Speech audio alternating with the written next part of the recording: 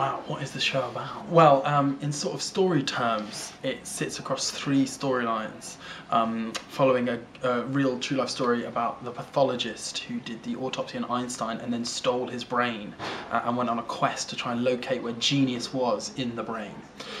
We then also follow a guy called Henry in the 50s who had severe epilepsy, and he had an operation that really changed his life forever, so we sort of follow his story and the consequences of that operation.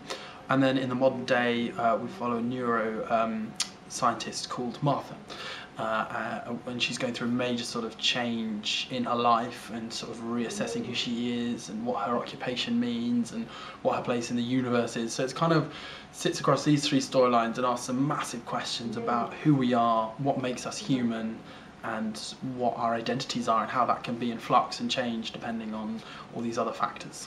It's also excitingly performed only by 4 actors. No set changes, no costume changes, nothing, just through sheer skill and virtuosity do they take us through all the different characters and storylines. The thing is, how do you tell story without set and costume, really? Because in sort of Western theatre we've really come to rely on those things, and our assumption often, like 8 times out of 10, is to go for naturalism. So it's interesting when you strip all of that away, like what do an audience really need to know where and when they are, what do they really need to get into a series of relationships, and what's the sort of minimum you can give them to pique their interest but also fire their imagination, I suppose, as opposed to give everything to them on a plate. So yeah, it's been really thrilling, really exciting. I have done other projects, Nick. Only a very short thing beforehand. Symphony was the first time Nick worked for Nabokov, which is a sort of 3 writers wrote a sort of half play, half gig thing that a sort of band of actors rock out to each night, which has been really good fun. And then, yeah, this is our first full commission, isn't it? Oh. You'll have to come and see how we're going to interweave those.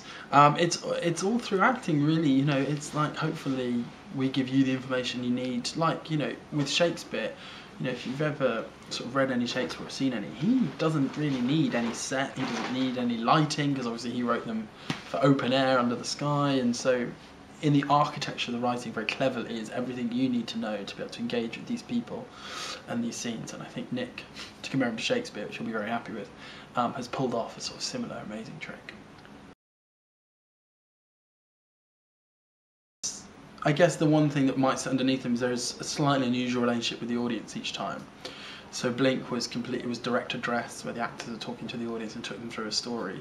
And in this one, you're with the same 4 performers all night, it's a variety of different roles. So I guess that each time as a company we sort of like to push and pull and provoke what that relationship between the audience, the performers and the characters is, and see if we can sort of deconstruct that and make it a bit more interesting.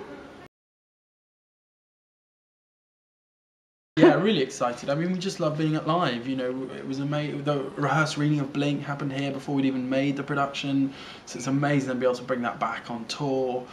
It's just a beautiful theatre, an amazing staff that made us feel so welcome. We've been creatively supportive, and we've now been up in Newcastle for a week, and it's great. We're just digging away, finding loads of cool places. Yeah, we're having a really good time up here. I think Nick is a singular voice. I think he's totally brilliant. I think he's going to be a huge, huge name in British theatre as he gets older. I mean, he already is making a massive name for himself. And I think the play keys into some really fundamental questions about what makes us who we are and how we live with those answers in a sort of modern world where science prevails over religion, and we're all in a slight philosophical moral crisis about kind of, is there meaning to life? Should there be meaning to life? Do we need meaning? Do we make our own meaning? And the play sort of challenges all of those ideas and hopefully offers a few tentative answers.